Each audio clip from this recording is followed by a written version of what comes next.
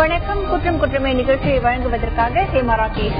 இன்னைக்கு குற்றம் குற்றமே நிகழ்ச்சியில ஆசிரியை கழுத்தறுத்து கொலை, கூலி தொழிலாளி அடிச்சு கொள்ளை, வழக்கறிஞர் வீட்டுல 50 சவர நகை கொள்ளை, வட மாநில தொழிலாளி பாட்டிலால குத்தி கொலைன்னு பல குற்ற செய்திகளை பார்க்க இருக்கோம். வாக்கு நிகழ்ச்சிக்குள்ள போகலாம்.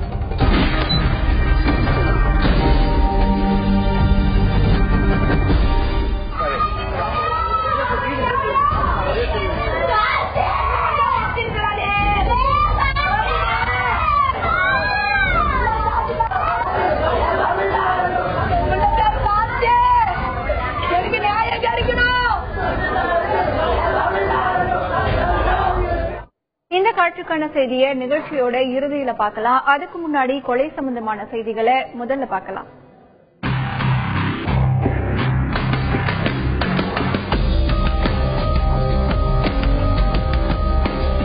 அம்பாசமுத்திரத்துல முன்விரோதம் காரணமா கூலி தொழிலாளி அடிச்சு கொலை செய்யப்பட்ட சம்பவம் பரபரப்பை ஏற்படுத்தியிருக்கு. நெல்லை மாவட்டம் உள்ள காமராஜம் காலனியைச் சேர்ந்தவர் இசக்கிமுத்து. இவரு வாழை தோட்டத்துல வேலை பார்த்துட்டு வராரு.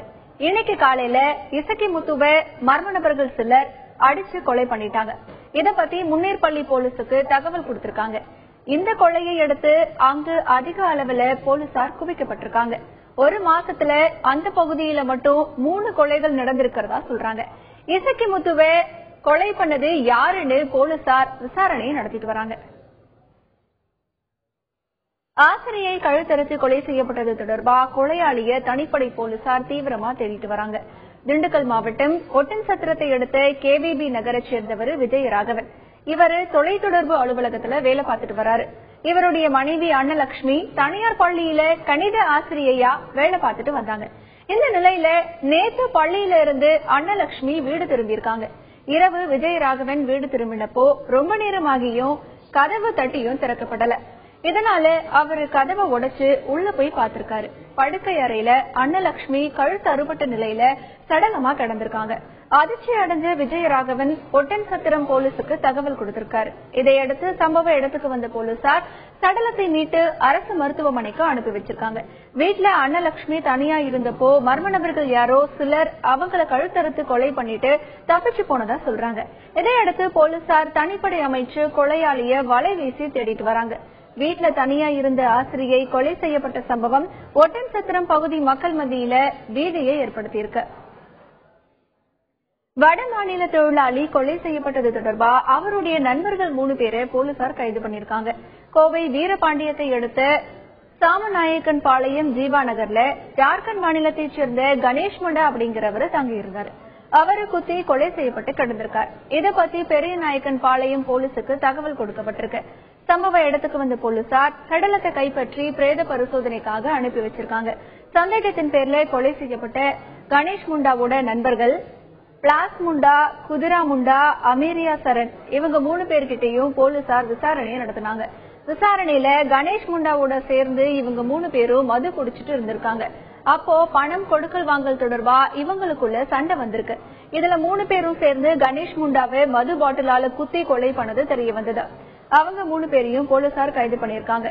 தகராறுல இவங்களும் காயமடைஞ்சதுனால மருத்துவமனையில சேர்த்திருக்காங்க. குடும்ப தகராறுல மாமியாரை வெட்டி கொலை பண்ணிட்டு தலைமறைவான மருமகனை போலீசார் தேடிட்டு வராங்க. ஈரோடு மாவட்டம் கோபிச்செட்டிப்பாளையத்தை அடுத்த கருத்தம்பாடி புதூரை சேர்ந்தவங்க அருக்காணி. இவங்களுடைய மகள் சாமியாத்தால் கணவர் ராமசாமியோட பிரிஞ்சு அருக்காணியோட வசிச்சுட்டு வராங்க. இந்நிலையில கருத்தம்பாடி புதூர் வந்த ராமசாமி வீட்டுக்கு வருமாறு மனைவி சாமியாத்தால கூப்பிட்டிருக்காரு. அப்போ அவருடைய மாமியார் அருக்காணி சண்டை போட்டிருக்காங்க. இதனால ஆத்திரமடைந்த ராமசாமி கத்தியால மாமியார சரமாரியா வெட்டி கொலை பண்ணிட்டாரு. இந்த கொலையை பத்தி போலீசார் வழக்கு பதிவு பண்ணி தலைமறைவான ராமசாமிய தேடிட்டு வராங்க. சமீப காலமாகவே குடும்ப தகராறுல கொலை செய்யறது, சொத்து தகராறுல அப்பாவை, தாத்தாவை, சகோதரனை கொலை பண்ற போக்கு அதிகரிச்சுட்டு வரதா சொல்லப்படுது. இது போன்ற சம்பவங்களுக்கு என்ன காரணம் அப்படிங்கறத பத்தி இன்னைக்கு உளவியல் உலகம் பகுதியில பார்க்கலாம்.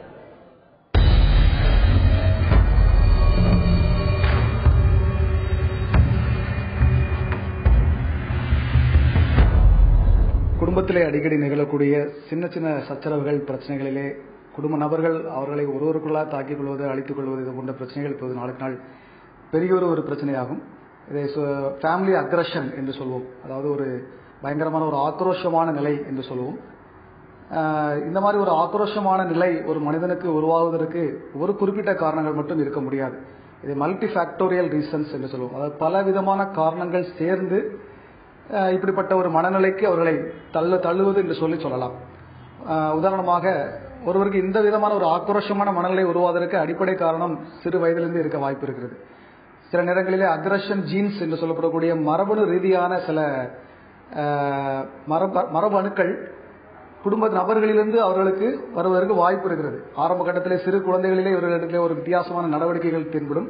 அதிகப்படியான துருதுருப்பு, பயங்கரமான சேட்டைகள், சிறு வயதிலே மற்ற கூட படிக்கிற நண்பர்களை தொந்தரவு செய்வது, எதிர்த்து பேசுவது, சமூக விரோத செயல்களில் ஆரம்ப கட்டத்தில் சிறு வயதிலே ஈடுபடுவது, இது போன்ற சில மாற்றங்கள் சிறு வயதிலே தெரிய ஆரம்பிக்கும். இப்படிப்பட்ட நபர்கள் பின்னாட்களிலே ஒரு வாலிப வயதை நெருங்கும் பொழுது சின்ன சின்ன சண்டை சச்சரவுகளிலே இம்பல்சிவ் பிஹேவியர் என்று சொல்லக்கூடிய அந்த திடீரென்று ஆக்ரோஷமான நடவடிக்கைகளில் ஈடுபட வாய்ப்பு இருக்கிறது. சாதாரண விஷயங்களுக்கு கூட அந்த ஃப்ரஸ்ட்ரேஷன் டாலரன்ஸ் லிமிட், அது சகிப்புத்தன்மை என்பது சின்ன விஷயத்துக்கும் அந்த சகிப்புத்தன்மையை பொறுத்து கொள்ள முடியாதபடி டக்குன்னு ஆக்ரோஷமாக அவர்கள் நடவடிக்கையில் ஈடுபட்டு உடனடியாக செயல்படுவதனால இந்த மாதிரி ஆக்ரோஷமான நடவடிக்கைகள் ஈடுபட வாய்ப்பு இருக்கிறது. இன்னொன்று, சிறு வயதிலே ஒரு ஆரோக்கியமற்ற குடும்ப சூழ்நிலை, அதாவது தகப்பன் தாய்க்கிடையே அடிக்கடி பிரச்சனை, குடும்பத்திலே தகப்பன் ஒரு குடிப்பழக்கத்தினாலே அடிக்கடி தாயை அடிப்பதை கண்முன்னால் பார்த்து வளருவது, ஏற்கனவே குடும்பத்திலே சில நபர்கள் அவர்களுக்குள்ளே அடிக்கடி சண்டையிடுவதை பார்த்துக் கொள்வது, மேலும் ஒரு வறுமையான ஒரு குடும்ப சூழ்நிலை வாழ்வது, அளவுக்கு அதிகமான குடும்ப நபர்கள் 2, 3, 4 குழந்தைகள் 5 குழந்தைகளுக்கு மேலே இருக்கிற குடும்பத்திலிருந்து வருபவர்களுக்கு இந்த மாதிரி வாய்ப்புகள் அதிகமாக இருக்க வாய்ப்பு இருக்கிறது. போதை பழக்க வழக்கங்கள், மது மற்றும் போதை பழக்க வழக்கங்களுக்கு ஒரு அடிமையாகிவிடுகிறார்கள். முற்காலத்தில எல்லாம் 20 வயது 30 வயதுக்கு மேலே குடிப்ப ஆரம்பிப்போம். 15 வயது 14 வயதிலே குடிக்க ஆரம்பித்து விடுகிறார்கள்.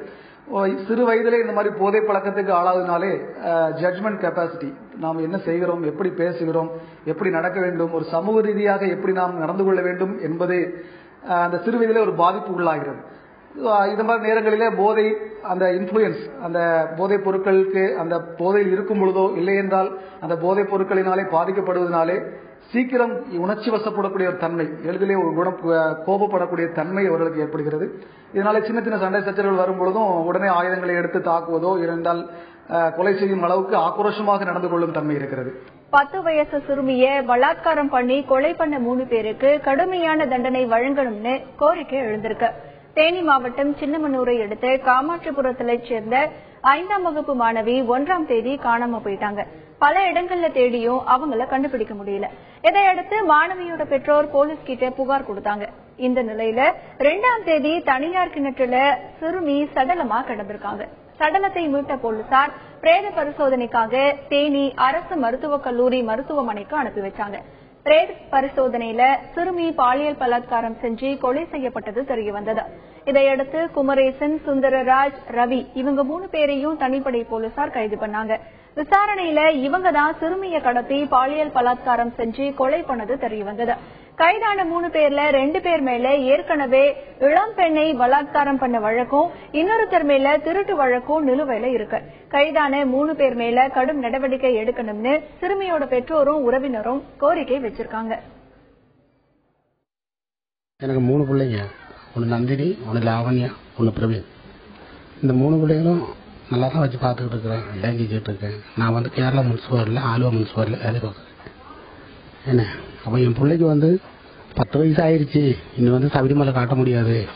நம்ம இருக்க சொல்லியே நானும் ஒரு 18 வருஷமா போயிருக்கேன். நம்ம பிள்ளைய நான் நல்ல ரீதியில் கொண்டு போய் காட்டணும், அந்த ஐயப்பன் சந்நிதியை கொண்டு காட்டணும்னு சொல்லி நான் மாலை போட்டு விட்டேன். ஆனால் இப்படியெல்லாம் நடக்கும்னு எனக்கு எதிர்பார்க்க தெரியவே இல்லை. என்னால் இது சொல்றதுக்கே எனக்கு ஒரு மனசுக்கு வந்து முடியல. ஏன்னா இது வந்து என்ன, எனக்கு இது வந்து எப்படி சொல்றது, என் பெத்த பிள்ளையாகி போச்சு அப்படின்னு சொல்லி பயங்கர வகுத்தரச்சலா இருக்கு. இந்த கொடுமை வந்து இந்த ஜனங்களை பாக்குற மக்களுக்கு வந்து இது மாதிரி பிள்ளைங்க, அம்மா அப்பா எல்லாம் இருக்கிறாங்க, அவங்களும் பிள்ளைங்களை பெற்றிருக்காங்க, வளர்த்துருக்காங்க, ஆளாக்கி இருக்கிறாங்க. இவங்களுக்கு எல்லாம் தெரிஞ்ச சம்பவம். ஆனா இவங்களுக்கு வந்து சரியான தண்டனை, தூக்கு தண்டனை தான் கிடைக்கணும்னு நான் ஆண்டவனுக்கு. இங்கிருந்து போறப்ப மணி 4:45 இருக்கும். 4:15 தான் டைம் கரெக்டா இருக்கு. அன்னைக்கு 3க்கே ஸ்கூல் விட்டாச்சு, வெள்ளன்னு விட்டாங்க, மழை பெஞ்சதுனால வெள்ளன்னு விட்டாங்க. 4:15 இருக்கும் டைம். போன பிள்ளை இருந்து அக்கா வீட்டுக்காரு ஒரு 5:30 இருக்கும் போன் போடுறாரு எனக்கு. என்னம்மா பாப்பா இன்னும் வீட்டுக்கு வரல, சாமி கும்பிட நேரம் ஆச்சு அப்படின்னு கேட்ட பிறகுதான் அப்ப நம்ம அக்கா வீட்டுக்கு போகணும்னு எனக்கு தெரியும். அதே இதை கேட்டனவும் பிள்ளைகள் 2 பேர்த்தையும் தூக்கிக்கிட்டு நான் அதே வழிதான் போயிருக்கேன். இப்போ சொல்றாங்களே அந்த கிணறு, அதே வழிதான் பாப்பா வீட்டு போயிருக்கேன். அப்போ எனக்கு தெரியாது இப்படி ஒரு சம்பவம் நடக்குன்னு நம்மளுக்கு ஏதாவது முன்னெச்சரிக்கை தெரிஞ்சாதான் நம்ம அந்நேரம் அதை பார்க்க போறோம். போலீஸுக்கு போன் போடுவோம், அவங்கள வந்து எடுத்துட்டு போய் அவன் அடிச்சு கேட்ட பிறகுதான் தெரியும் இத்தனை பேருன்னு. அது 3 பேர்.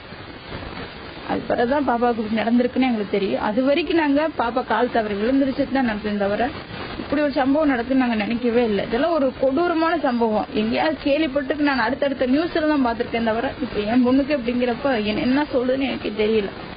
இதெல்லாம் ஒரு சரியான நியாயம் கிடைக்கணும். அது தூக்கு தண்டனையா இருக்கணும், சும்மா இருக்கிறதெல்லாம் இதல்ல. ஒரு மரண தண்டனை ஒரு கொடூரமாவும் இருக்கணும். அப்படி இல்லாட்டி வெளியே வந்தாலும் தீய வச்சு கொளுத்துவோம். வழக்கறிஞர் வீட்டோட பூட்டை உடைச்சு 50 சவர நகையை மர்ம நபர்கள் கொள்ளையடிச்சிட்டு போன சம்பவம் பரபரப்பை ஏற்படுத்தியிருக்கு. சென்னை ஆதம்பாக்கம் இன்கம் டாக்ஸ் காலனியை சேர்ந்தவர் சக்திகுமார். வழக்கறிஞரான இவரு குடும்பத்தோட வசிச்சுட்டு வந்தாரு. இவரு சொந்தக்காரர் வீட்டு விசேஷத்துக்காக குடும்பத்தோட போயிருந்திருக்காரு. திரும்பி வந்து பார்த்தப்போ ஜன்னல் கண்ணாடியை உடைச்சு மர்ம நபர்கள் கொள்ளையடிச்சிட்டு போனது தெரிய வந்திருக்கு. இத பத்தி சக்திகுமார் ஆதம்பாக்கம் போலீஸ் கிட்ட புகார் கொடுத்திருக்காரு. சம்பவ இடத்துல கைரேகை நிபுணர்கள் உதவியோட போலீசார் தடயங்களை சேகரிச்சிருக்காங்க. விசாரணையில பீரோவுல இருந்த 50 சவர நகை கொள்ளை போனது தெரிய வந்திருக்கு. இந்த துணிகர கொள்ளைய பத்தி போலீசார் வழக்கு பதிவு பண்ணி கொள்ளையர்களை வலை வீசி தேடிட்டு வராங்க. கோவில் பூட்டை உடைச்சு தங்க பொருட்களை கொள்ளையடிச்சிட்டு போன சம்பவம் பரபரப்பை ஏற்படுத்தியிருக்கு. ஈரோடு மாவட்டம் பவானியை அடுத்த இரட்டைக்கரடு பகுதியில ராமர் கோவில் ஒண்ணு இருக்கு. இந்த கோவில்ல பண்டிகை நாட்கள்ல மட்டும்தான் திறப்பாங்க, மற்ற நாட்கள்ல பூட்டியே வச்சிருப்பாங்க. இந்த நிலையில நேற்று இந்த கோவில் போட்டு உடைக்கப்பட்டிருந்தது. உள்ள போய் பார்த்தப்போ வெள்ளி பொருட்களும் வெண்கல சிலைகளும் சிதறி கிடந்துச்சு. ஆனா தங்க பொருட்களை காணும்னு கோவில் நிர்வாகம் போலீஸ் கிட்ட புகார் கொடுத்திருந்தாங்க. வழக்கு பதிவு பண்ண போலீசார் கொள்ளையை பத்தி விசாரணையை நடத்திட்டு வராங்க.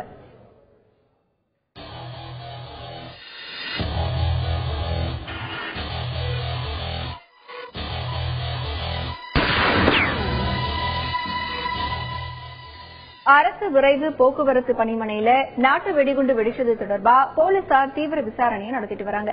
நெல்லை மாவட்டம் செங்கோட்டை அரசு விரைவு போக்குவரத்து பணிமனையில 8ஆம் தேதி நைட்டு பயங்கர வெடி சத்தம் கேட்டிருக்கு. முதல்ல பஸ் டயர் தான் வெடிச்சதா நினைச்சிருக்காங்க. ஆனா தீயணைப்பு வீரர்கள் வந்து பார்த்தப்பதான் வெடிபொருட்கள் சிதறி கிடந்தது தெரிய வந்திருக்கு. இதையடுத்து நடத்தப்பட்ட ஆய்வுல வெடிச்சது வெடிகுண்டுதான்னு கண்டுபிடிச்சிருக்காங்க. இத பத்தி வழக்கு பதிவு பண்ண போலீசார் விசாரணையை நடத்திட்டு வராங்க. இந்த நாட்டு வெடிகுண்டு எப்படி பணிமனைக்கு வந்துச்சு, வேற ஏதாவது காரணங்களுக்காக நாட்டு வெடிகுண்டை மறைச்சு வச்சிருந்தாங்களான்னு போலீசாருக்கு சந்தேகம் வந்திருக்கு. இது மட்டும் இல்லாம நாட்டு வெடிகுண்டு வெடிச்சது தொடர்பா பணிமனை அதிகாரிகள் போலீசுக்கு புகார் கொடுக்கலன்னு சொல்றாங்க. இது பல கேள்விகளை எழுப்பியிருக்கு. கிராம நிர்வாக அதிகாரி அவர்கள் தகவல் முன்னாடி டிப்போல வந்து சத்தம் கேட்டது அப்படின்னு நாங்கள் காவல் ஆய்வாளர் செங்கோட்டை காவல் ஆய்வாளர் மற்றும் அவர் பார்த்து வந்து செக் பண்ணும்போது அந்த கண்ணுக்கு டிரைவர் தங்கி இருக்க இடத்துல அந்த டார்மெட்ரி மாதிரி உள்ள இடத்துல நான் ஒரு ஸ்பாட் பாருங்க இன்ஸ்பெக்டர் சொல்ற ஃபர்ஸ்ட் சொல்றேன். அந்த டார்மெட்ரி மாதிரி சிமெண்ட் ரேக் போட்டுருக்கு. அதில் வந்து அவங்க கேரி யூஸ் பண்ணுற அந்த ஒரு டிங் டப்பா அது வந்து அது டோட்டலி டேமேஜ் கண்டிஷன் இருக்குது. அப்போ வந்து அந்த சுற்றி அந்த ரேக் மாதிரி சின்ன சின்ன ரேக் தான் அது சுற்றி கை பிடிச்சிருந்ததுனால நாங்கள் திரும்பி சானிடைசர்ஸ் எல்லாம் போட்டு செக் பண்ணும்போது அதில் some chemicals charcoal sulphide elements phosphorus elements இருக்கிறதாக அவர் ஒப்பீனியன் சொன்னார். அதனால் கொஞ்சம் அங்கேருந்து பட் நாங்கள் போகும்போது எல்லாத்தையும் க்ளீன் பண்ணிட்டாங்க. க்ளீன் பார்த்தீங்கன்னா ஒரு வேஸ்ட்டு கார்பேஜ் பின்ல மாதிரி தான் போட்டிருந்தாங்க. ஸோ அது கிடைச்சதை நாங்கள் இப்போ ஃபீஸ் பண்ணி அது இப்போ ஒரு சயின்டிஃபிக் எக்ஸாமினேஷன் அனுப்பியிருக்கோம். கம்ப்ளைண்ட்டும் எங்களுக்கு யாருமே ஃபார்வர்டு வரல. அந்த கிராம நிர்வாகி அது அதிகாரி கொடுத்த கம்ப்ளைண்ட் தான் நாங்கள் எஃப்ஐஆர் போட்டிருக்கோம்.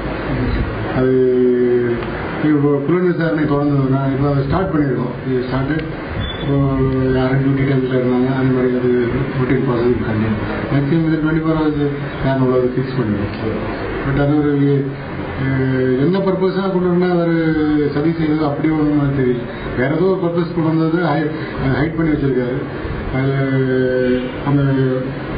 மேலே ஏதாவது ப்ரெஷர் இல்லாட்டி 2 நாளாக வெயில் அடிக்கிறதுனால ஏதாவது ஒரு டெம்பரேச்சர் சேஞ்ச்னால வெடிச்சிடலாம். இது பார்க்கும்போது அதில் சின்ன கல் துண்டு, சின்ன இந்த பால் பேரு, கல்லெல்லாம் கிடையாது.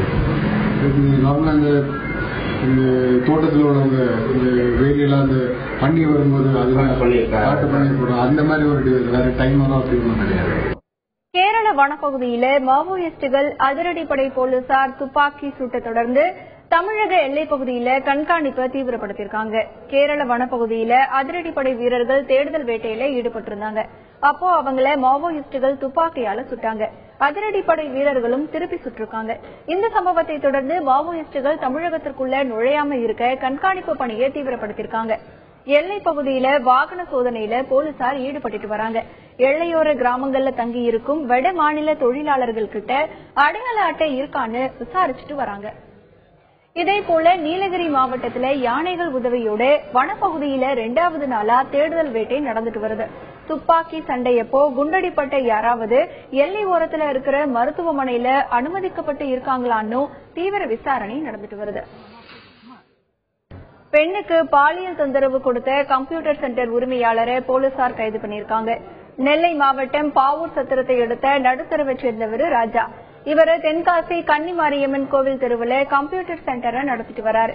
இவருடைய கம்ப்யூட்டர் சென்டர்ல கல்யாணமான பொண்ணு ஒருத்தங்க வேலை பார்த்துட்டு வராங்க. இவங்க கிட்ட ராஜா பாலியல் தொந்தரவு கொடுத்ததா சொல்றாங்க. தட்டி கேட்ட அந்த பெண்ணோட சகோதரிக்கு அவர் கொலை மிரட்டல் விடுத்திருக்காரு. இதை பத்தி பாதிக்கப்பட்ட பெண் போலீஸ் கிட்ட புகார் கொடுத்திருக்காங்க. இதையடுத்து வழக்கு பதிவு பண்ண போலீசார் கம்ப்யூட்டர் சென்டர் உரிமையாளர் ராஜாவை கைது பண்ணிருக்காங்க. அவர்கிட்ட இருந்து ஒரு கம்ப்யூட்டர், ஆபாச பட சிடிக்களை பறிமுதல் பண்ணிருக்காங்க. பள்ளி மாணவியை பலாத்காரம் செஞ்ச வாலிபருக்கு 10 ஆண்டுகள் சிறை தண்டனை விதிக்கப்பட்டிருக்கு. கோவை மாவட்டம் ஆனைமலை பகுதியில 2012ஆம் வருஷம் 15 வயசு பள்ளி மாணவி பாலியல் பலாத்காரம் செய்யப்பட்டாங்க. இந்த வழக்குல பூபதி என்பவரை போலீசார் கைது பண்ணிருக்காங்க. இது தொடர்பான வழக்கு கோவை மகளிர் நீதிமன்றத்துல 2 வருஷமா நடந்துட்டு வந்தது. வழக்கை விசாரிச்ச நீதிபதி சுப்பிரமணியம் பூபதிக்கு பாலியல் குற்றத்திற்காக 7 வருஷமும், மாணவிய கடத்திய குற்றத்திற்காக 3 வருஷம்னு மொத்தம் 10 வருஷம் சிறை தண்டனை விதிச்சு தீர்ப்பளிச்சிருக்காரு. இந்த ஆனைமலை காவல் நிலைய சரகத்திற்கு உட்பட்ட வழக்கு. இந்த பெண்ணுக்கு 15 வயது, அந்த அக்யூஸ்டுக்கு 21 வயது. அந்த பெண் ஸ்கூல்ல இருந்து இன்டர்வல் பீரியட்ல வெளியில வரும்போது கிட்னாப் பண்ணிட்டு போயிட்டு அந்த பொண்ணை கடத்தி கொண்டு போய் ஒரு இடத்துல வச்சு திருமணம் பண்ணிக்கணுங்கிற ஆசையில அந்த பொண்ணை 2 மாசம் தொடர்ந்து கற்பழிச்சு குற்றம் சாட்டப்பட்ட வழக்கு. இந்த வழக்கில் மகளிர் நீதிமன்றத்தில் கிட்னாப் பண்ணதுக்காக 3 வருட கடுங்காவல் சிறை தண்டனையும் 3000 ரூபாய் அபதாரமும், அந்த 3000 ரூபாய் அபதாரத்தை கட்டத் தவறினால் 3 மாதம் மெய்காவல் சிறை தண்டனையும், 376 கற்பழிப்பு குற்றத்திற்காக 7 வருட கடுங்காவல் சிறை தண்டனையும், அந்த 7 வருட கடுங்காவல் சிறை தண்டனையுடன் 5000 ரூபாய் அபதாரமும், அந்த 5000 ரூபாய் கட்டத் தவறினால் மீண்டும் 6 மாதம் மெய்காவல் சிறை தண்டனை விதித்து தீர்ப்பளிக்கப்பட்டுள்ளது. 20,000 ரூபாய் லஞ்சம் வாங்கிய சார் பதிவாளரையும் அவருடைய உதவியாளரையும் லஞ்ச ஒழிப்பு போலீசார் கையும் களவுமா பிடிச்சிருக்காங்க. வேலூர் மாவட்டம் அரக்கோணம் புதுப்பேட்டையைச் சேர்ந்தவர் வெங்கடேசன். இவர் வாங்கிய நிலத்தை பதிவு செய்ய ஸ்வால்பேட்டை மாவட்ட பதிவாளர் அலுவலகத்திற்கு போயிருக்காரு. இதுக்கு இணை பதிவாளர் விமலா 20,000 ரூபாய் லஞ்சம் கேட்டதா சொல்றாங்க. இதை பத்தி வெங்கடேசன் லஞ்ச ஒழிப்பு போலீஸ் கிட்ட புகார் கொடுத்தாரு. அவங்க கொடுத்த 40 ரசாயனம் தடவிய 500 ரூபாய் நோட்டுகளை விமலாவோட உதவியாளர் வீரமணி கிட்ட வெங்கடேசன் கொடுத்தாங்க. அந்த பணத்தை வீரமணி விமலா கிட்ட கொடுத்தப்போ மறைஞ்சிருந்த போலீசார் அவங்கள கையும் களவுமா பிடிச்சாங்க. இதையடுத்து விமலாவையும் வீரமணியையும் போலீசார் கைது பண்ணிருக்காங்க. இதேபோல திருச்செங்கோட்டுல திருமண உதவித்தொகை வழங்க லஞ்சம் வாங்கிய அதிகாரியை போலீசார் கைது பண்ணிருக்காங்க. நாமக்கல் மாவட்டம் குமாரபாளையம் குளத்துக்காடு பகுதியைச் சேர்ந்த கோமதி அப்படிங்கிறவங்க திருமண உதவித்தொகை கேட்டு பள்ளிப்பாளையம் ஊராட்சி அலுவலகத்துல மனு கொடுத்திருக்காங்க. இதுக்கு விரிவாக்க அலுவலர் பிரேமா ராணி 2500 ரூபாய் லஞ்சம் கேட்டதா சொல்றாங்க. இதை பத்தி கோமதி லஞ்ச ஒழிப்பு போலீஸ் கிட்ட சொல்லிருக்காங்க. இதையடுத்து லஞ்சம் வாங்கிய பிரேமா ராணியை போலீசார் கையும் களவுமா கைது பண்ணிருக்காங்க. திருச்செங்கோடு குற்றவியல் நீதிமன்றத்துல ஆஜர்படுத்தப்பட்ட அவங்கள 15 நாள் காவல்ல வைக்க சொல்லி நீதிபதி பாரதி பிரபா உத்தரவிட்டிருக்காங்க. இதையடுத்து லஞ்சம் வாங்கிய பிரேமா ராணி சிறையில அடைக்கப்பட்டிருக்காங்க. நிகழ்ச்சியோட தொடக்கத்துல பார்த்த காட்சிக்கான செய்தியை இப்ப பார்க்கலாம். கந்துவட்டி கொடுக்காததுனால கல்லூரி மாணவனை கொலை பண்ணிட்டதா சொல்றாங்க. இத பத்தி போலீசார் விசாரணையை நடத்திட்டு வராங்க. வேலூர் மாவட்டம் வாணியம்பாடியை அடுத்த முல்லை பகுதியைச் சேர்ந்தவர் கோவிந்தன். இவர் அதே பகுதியைச் சேர்ந்த ரஞ்சன் என்பவர்கிட்ட 1 லட்சம் ரூபாய் கடன் வாங்கியிருக்காரு. கொடுத்த கடனை விட கூடுதலா 1 லட்சம் ரூபாய் வரைக்கும் ரஞ்சன் பணம் வசூல் பண்ணதா சொல்றாங்க. இந்த நிலையில கூடுதலா வட்டி கேட்டு கோவிந்தன் ரஞ்சனை மிரட்டினதா தெரியுது. கோவிந்தனோட மகன் கார்த்திக் தனியார் பாலிடெக்னிக் கல்லூரியில படிச்சுட்டு வந்தார். கூடுதல் வட்டி கேட்டு கார்த்திகை ரஞ்சன் அடிச்சதா சொல்றாங்க. இந்த நிலையில கார்த்திக் திடீர்னு மாயமாயிட்டாரு. அவரை பட இடத்துல தேடியும் கண்டுபிடிக்க முடியல. தனியார் விவசாய நிலத்துல கார்த்திக் தூக்கல தொங்கிய நிலையில சடலமா கிடந்தார். இதை பார்த்தவங்க கோவிந்தனுக்கு தகவல் கொடுத்தாங்க. கார்த்திகோட உடம்புல காயங்கள் இருந்ததுனால அவரை ரஞ்சன் அடிச்சு கொலை பண்ணதா சொல்றாங்க. சடலத்தை ரஞ்சன் வீட்டு முன்னாடி வச்சு போராட்டத்துல ஈடுபட்ட கார்த்திகோட சொந்தக்காரர்கள் ரஞ்சனோட வீட்டை அடிச்சு நொறுக்குனாங்க. போலீசார் சம்பவ இடத்துக்கு வந்து சமாதானப்படுத்தியதை தொடர்ந்து அவங்க கலைஞ்சு போனாங்க. சடலத்தை மீட்ட போலீசார் பிரேத பரிசோதனைக்காக வாணியம்பாடி அரசு மருத்துவமனைக்கு அனுப்பி வச்சிருக்காங்க. கார்த்திக் தற்கொலை பண்ணிக்கிட்டாரா இல்ல அவர் யாராவது அடிச்சு கொலை பண்ணிட்டு சடலத்தை தூக்கல தொங்க விட்டாங்களான்னு போலீசார் விசாரணையை நடத்திட்டு வராங்க. வட்டிக்கு 1 லட்சம் ரூபா வாங்கினோம். அது 4 லட்சமா பண்ணாங்க. 4 லட்சத்தையும் நாங்க கொல்லி அடமானம் போட்டு கொடுத்துட்டோம். அது கொடுத்துடாம அவங்க திட்டுக்கானுக்கு ஆல்ரெடி திட்டுக்கானுக்கு தான் அது. நாங்க எதுவுமே எங்க அம்மா ஏழப்பட்டவங்க நாங்க, அதனால எதுவுமே கேட்க முடியல எங்களால. அவங்க பெரிய பணக்காரன்றதுனால நாங்க ஏழப்பட்டவங்க கஞ்சி குடிக்கிறோங்க. எங்களால எதுவும் கேட்க முடியல. சரி நாங்களும் 4 லட்சம் கொல்லி அடமானம் போட்டு கொடுத்துட்டதுக்கு அப்புறம் திரும்பி இன்னும் 30,000 தரணும்ன்றது, நான் போய் கேட்டா 20,000 தரணும்ன்றது, இப்படி சொல்லி இப்ப 45,000 வந்து தரணும் அப்படின்னு சொல்லிட்டு என் தம்பி காலேஜ் விட்டு நேற்று வரும்போது சாயந்தரம் காலேஜ் விட்டு வீட்டுக்கு போய் ரெடி ஆகி வரும்போது கேட்டை பிடிச்சி அடிச்சு எங்க அம்மா போனாக்கா எங்க அம்மா பிடிச்சி அடிச்சு அப்புறம் வீட்டுக்கு போயிட்டு ரிட்டர்ன் வந்தவங்க ஆளை காணும். இப்படி நாசம் பண்ணி நைட்டை முடிச்சு இந்த நிலத்துல மாட்டி வந்துட்டுக்கிறாங்க. நாங்க நைட் 2 மணி வரையும் தேடுறோம். எல்லாம் நிலம் கீழே மொத்தம் தேடி பார்த்துட்டு எங்க காணும். காலையில போய் பால் கட்டலான்னு எங்க தம்பி போயிருக்கான், சித்தப்பா பையன். அவன் பணம் அங்க போய் சொல்லியிருக்கான். இங்க மாட்டினா போன் பண்ணாங்க. நாங்க போய் பார்த்தா அங்க மாட்டினா போய் அங்க வந்து தூக்கிட்டு வந்து அவங்க வீட்டை போட்டிருக்கோம். இத்துடன் குற்றம் குற்றமே நிறைவடைகிறது. மீண்டும் அடுத்த நிகழ்ச்சியில் சந்திக்கலாம்.